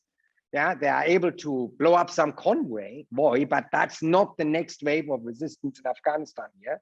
Certainly not at the current time. As Mr. Rahman said correctly, the only force left is ISIS-K.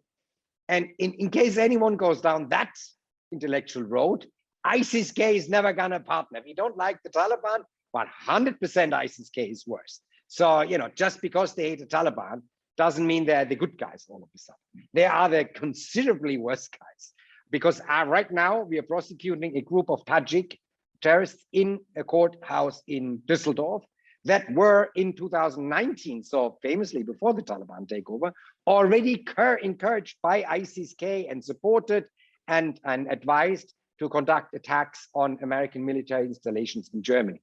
So ISIS-K can and has the potential to actually become the AQAP of the ISIS network. In case the term is not familiar, Al-Qaeda in the Arabian Peninsula, AQAP, is the affiliate in Yemen, and is basically exclusively responsible for attacks in the West, as far as the global Al-Qaeda network is concerned at this point.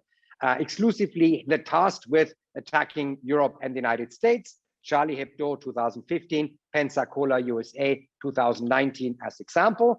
And ISIS-K has the potential to fulfill that role now for the ISIS global network, which doesn't have a dedicated strike capability at this point for Europe and the US, and has to rely on lone actors and single attack cells, which is cost-effective way to do this. But more complex attacks like bombing, the entry of a military installation in Germany cannot be done by single attack cells. And so ISIS-K is very likely number one on the possibility list of fulfilling that role for the ISIS network.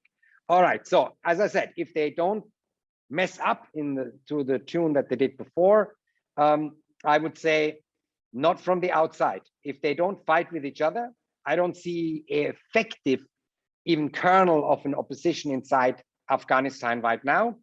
Then I'm not sure whether we can necessarily put an endpoint on. I just may remind you, the Islamist revolutionaries in Iran weren't exactly anything but insurgency operations, or even present in the country in 1979 at great numbers. Khomeini came back, remember? And they're still in power now. While the revolution's been done by Mujahideen Khalq and other forces, the National Resistance Front in Iran. So you cannot have governed and still govern a long time afterwards. I'm just saying economic development is not really their prime interest.